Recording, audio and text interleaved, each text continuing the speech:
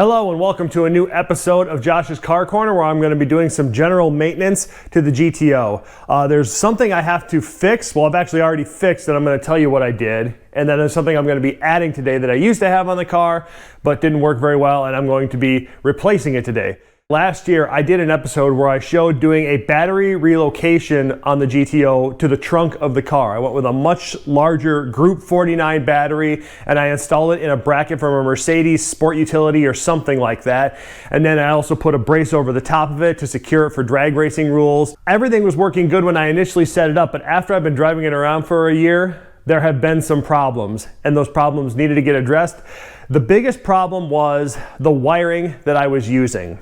When I set it all up, I did the math, and it looked like 2-gauge wire was going to be more than enough to carry the current I needed to the front of the car to run the starter and to run everything that is up there in the front of the car, the radio, the radiator, everything. The more I drove it, it was getting to the point where the dash was flashing when I would go to crank the engine. The ABS was freaking out every time I started the car, and I just was getting a big voltage drop from the back of the car to the front of the car.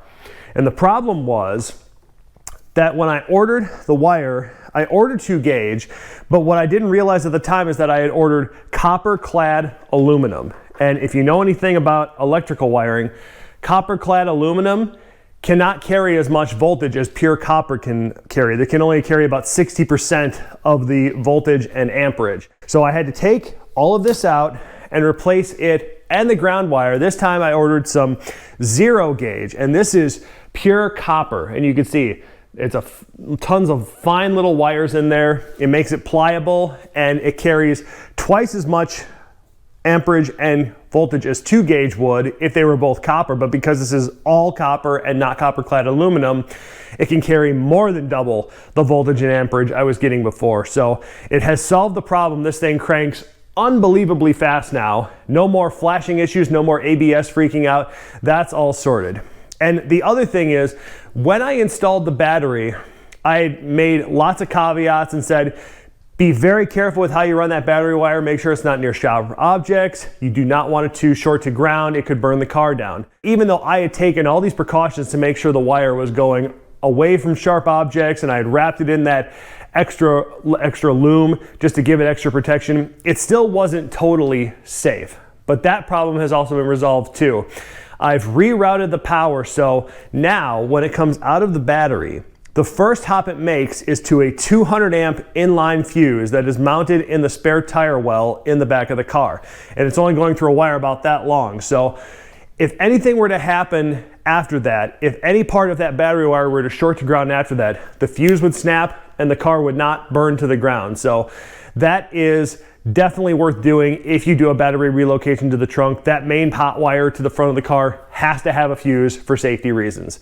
So the way the wiring is oriented right now, this is actually version 2.0 of the wiring, but it's not going to be the last version of the wiring. The last version is actually going to be version 3.0.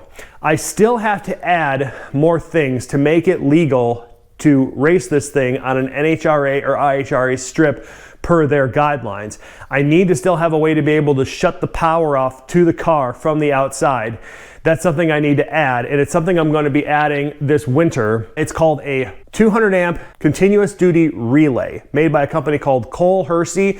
They're known for making really high-end electrical components, very popular in the drag racing world. A lot of the big guys use it. I actually found out about this from David Freiberger on Roadkill Garage when he was building his F-Rod. I watched that episode where he wired the car about a half dozen times to see all the things that he did and tried to replicate his methods as best I can. So that's going to happen later this year, and I'll film that when I do it. So the car is definitely safer than it was now, and all of the powering issues are fixed, but I'm not done with it. There will be more. Now that you know about that, the other thing I need to do today is reinstall a catch can in the front of the car.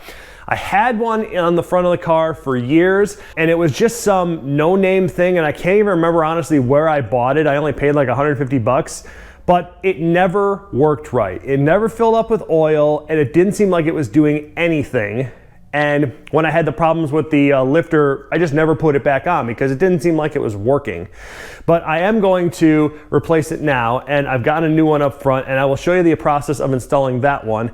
And I really want to show you that because I think it's a really cool part. Okay, so what I'm going to be installing on the car today is a new catch can from Improved Racing. And just from the initial visuals, I really like this kit.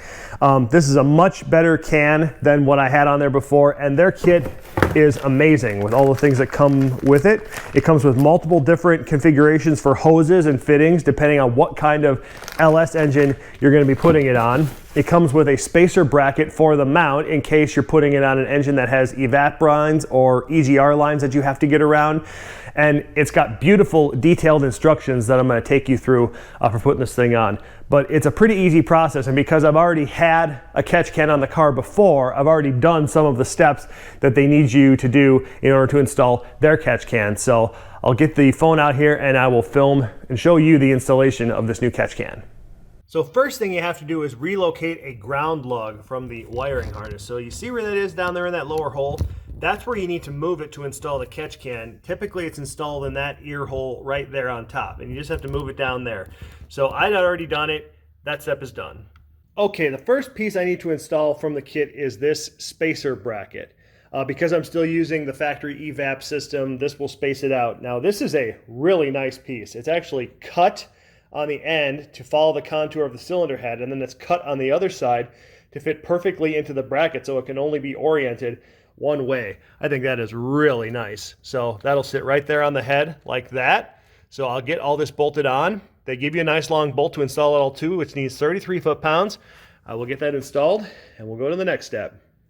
Okay, as you can see, I have got the standoff and the main bracket attached now, and then this is the 90-degree bracket that actually holds the catch can. It's got 3 10-millimeter bolts underneath it that you just have to tighten to 10 foot-pounds to hold this thing on, and then I will get the catch can installed.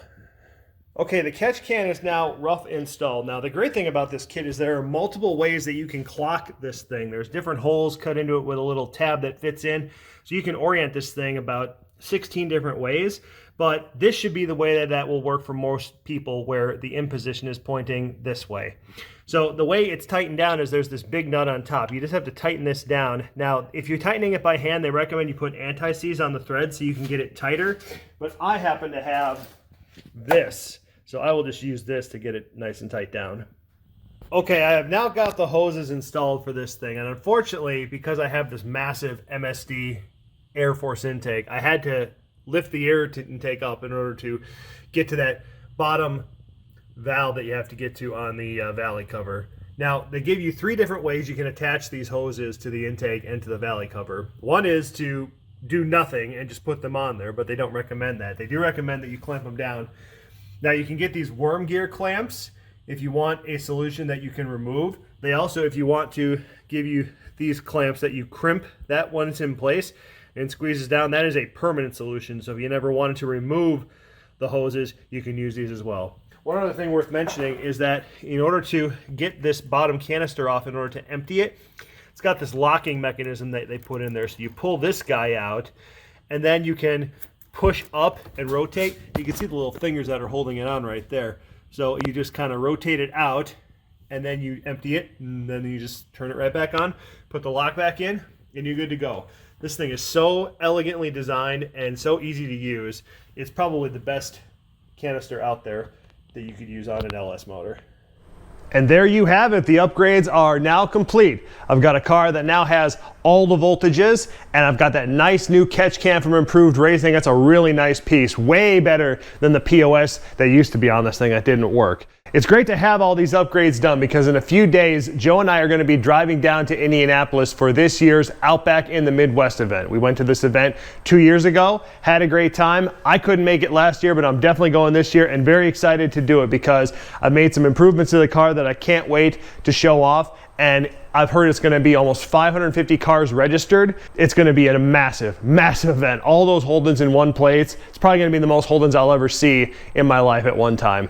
So you might see some highlights from that, but there will definitely be a lot more episodes being made and hopefully released in the month of September. So much going on this month with me and the GTO. It's going to be fun. So thanks for watching this episode of Josh's Car Corner, and we'll see you in the next one.